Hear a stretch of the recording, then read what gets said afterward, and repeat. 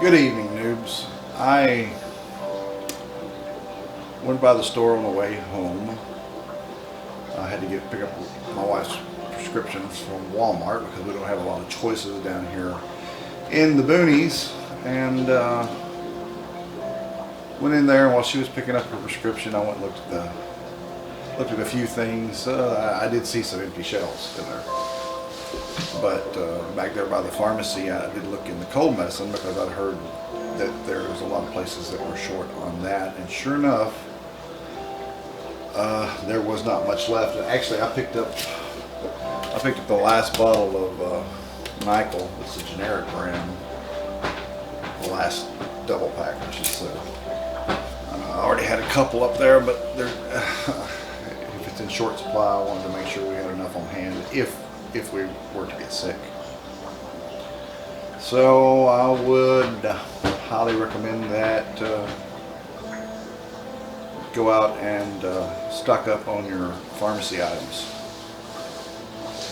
because around the country it's not looking good. In fact, my last video I was talking about some local stations that picked up on shortages and stuff. It's worse in the Northeast, it seems like, and maybe out toward California also. Not as bad here in Texas. But in looking, I did see that NBC, the network news, picked up on it too.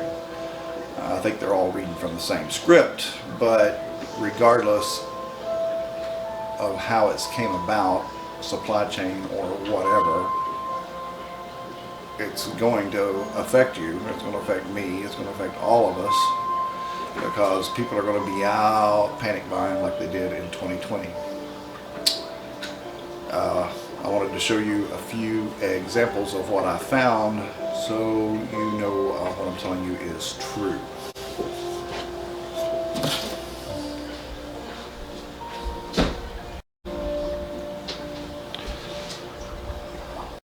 Well, have you been to now this story is local. You've had local here in the Dallas area. Some of your favorite items. Those shelves looking pretty bare in some spots across North Texas. But as Alex Rozier reports, while grocery stores are scrambling to find enough staff, that's just part of the problem.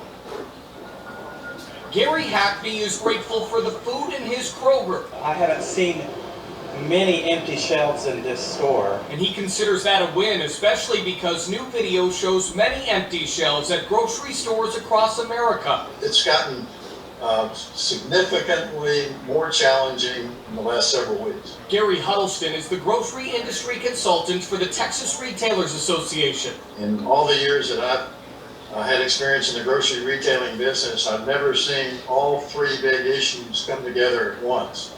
That would be Okay, as you've seen, that was the local channel. So things aren't quite as bad here in Texas. But here's what I found in other parts of the country. Okay, this one's in Philadelphia. Shortages at grocery stores have grown in recent weeks as new problems like the Omicron variant and severe weather have compounded the supply chain struggles. Take a look at all these empty shelves, just nothing.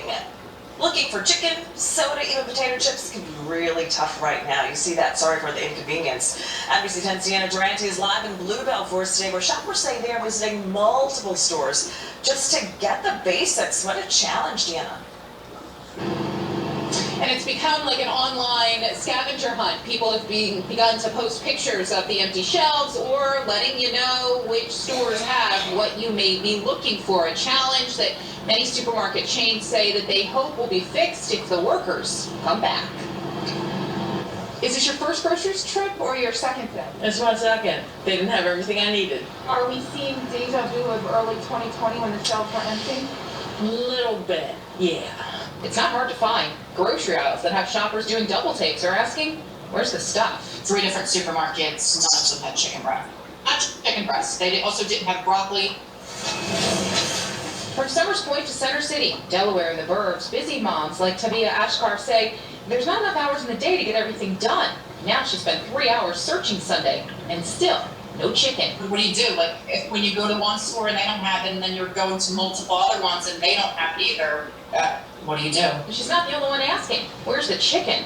On social media, many are taking notice too, showing off pictures of empty shelves and posting store locations of what they're out of, or what they have in stock. Well, there was another local one, but the one that really got my hackles up, I guess, kind of got me thinking about things to come and how people are going to start panicking is when I found this network one. Take a look at this. It's happening at grocery stores across the country. Not much lettuce. Store shelves nearly empty of fruits, vegetables, beef, and chicken. Even some cereals, bakery, and juice items hard to find. The only milk I can get were 2 tiny bottles of fat-free, so my kids will not be happy about that. In a typical year, 5 to 10% of grocery items may be unavailable. Today, nationwide, roughly 15% are out of stock.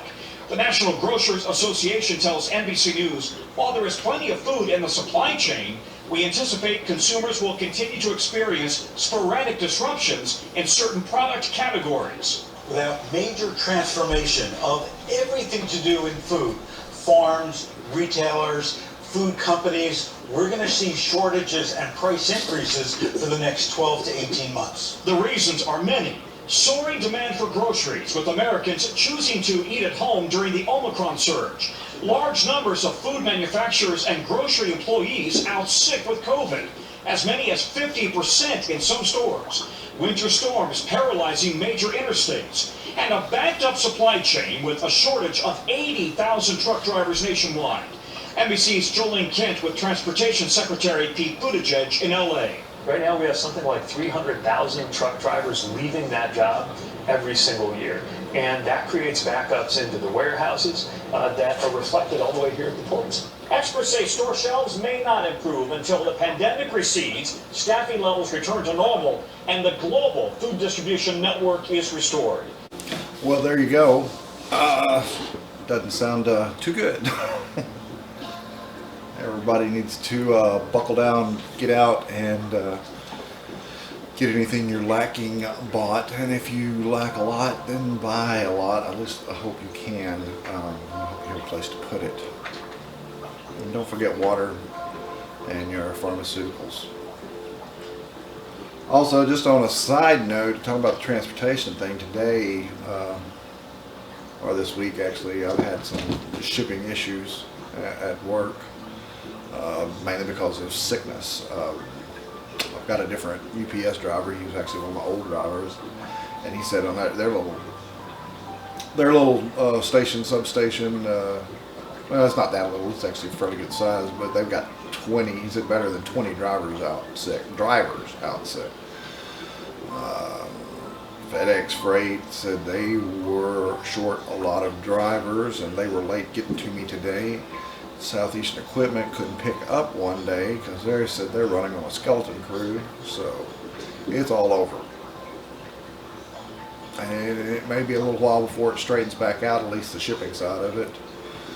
The local shipping side of it, I don't know about the worldwide shipping problems with the containers and all. Anyway, just wanted to give y'all a little update, a little heads up, and anyway, we hope to see you on the next video. Please like and subscribe, and we will see you next time. Noob out.